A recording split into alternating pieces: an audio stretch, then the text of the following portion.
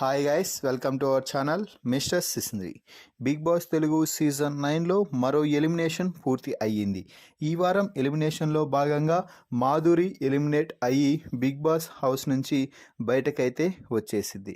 ఇక ఆ తర్వాత అంటే ఎలిమినేషన్ తర్వాత బిగ్ బాస్ స్టేజ్ మీదకి చేరిన మాధురితో నాగార్జున మాట్లాడి తన జర్నీ వీడియో చూపించి మన టీవీ ద్వారా హౌస్లో ఉన్న కంటెస్టెంట్స్తో మాట్లాడించడం జరిగింది. ఈ సమయంలో నాగార్జున మాధురికి ఒక టాస్క్ అయితే ఇవ్వడం జరిగింది. అది ఏమిటి అంటే రియల్ ఎవరు ఫేక్ ఎవరో ఇంట్లో ఉన్న వారిలో ఇక్కడ ఫొటోస్ అతికించి వారి గురించి చెప్పాలి అంటూ చెప్పడంతో ముందుగా మాధురి తనూజ ఫోటో రియల్ వైపు పెట్టి తనూజ ఖచ్చితంగా రియల్ సార్, ఎందుకంటే ఆ అమ్మాయి ఏది అనుకుంటుందో ఏది చెప్పాలని అనుకుంటుందో అది ముఖం మీదే చెప్పేస్తుంది. మంచి మనసున్న అమ్మాయి, ఖచ్చితంగా విన్నర్ మెటీరియల్ అంటూ చాలా గొప్పగా చెప్పింది స్టేజ్ పైన కూడా. కానీ ఎక్కువ ఎమోషనల్ అవుతుంది, అందరినీ గుడ్డిగా నమ్మేస్తుంది, అది ఒక్కటి మార్చుకో తనూజ అంటూ చెప్పడం అయితే జరిగింది. ఇక ఆ తర్వాత మరో రియల్ పర్సన్ డిమాండ్ పవన్.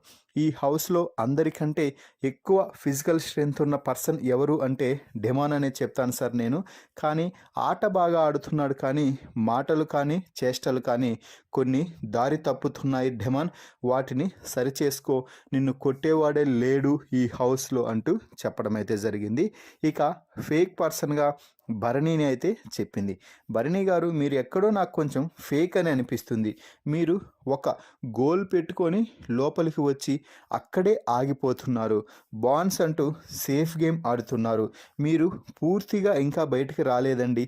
ఇన్ని వారాలైనా కూడా మీరు ఎక్కడో ఆగిపోతున్నారంటేనే అర్థమవుతుంది మీరు ఫేక్ అని అంటూ భరణి గురించి మొత్తం బండారం బయట పెట్టేసింది.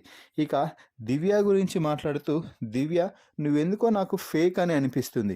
ఎందుకంటే కొందరిపైనే డిపెండ్స్ అవుతావు, అప్పుడే ఒకరితో గొడవ పడతావు, మళ్ళీ వారిని కూల్ చేస్తూ వారితోనే ఇకలు పక్కపక్కలు నవ్వుతూ ఉంటావు. కాబట్టి నువ్వెందుకో నాకు ఫేక్ అనిపిస్తుంది, నీ ఒరిజినాలిటీని నేను చూడాలి అనుకుంటున్నాను అంటూ చెప్పడం అయితే జరిగింది.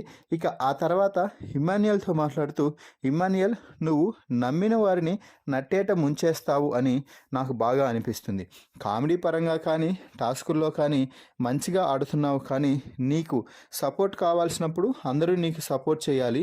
నువ్వు ఎవరికైనా సపోర్ట్ చేయాలి అనుకున్నప్పుడు మాత్రం నీ వారికి కాకుండా పక్క వారికి నువ్వు సపోర్ట్ చేస్తావా అంటూ ఫైర్ అయితే అయ్యింది. సో మొత్తంగా బిగ్ బాస్ స్టేజ్ మీ పై నుంచి మాధురి హౌస్లో ఉన్న కంటెస్టెంట్స్తో మాట్లాడిన ఈ మాటలపై మీ అభిప్రాయాన్ని కామెంట్స్ రూపంలో తెలపండి. మరిన్ని బిగ్ బాస్ లైవ్ అప్డేట్స్ కోసం మన ఛానల్ని చూస్తూ ఉండండి. Please subscribe our YouTube channel mister సిసింద్రి.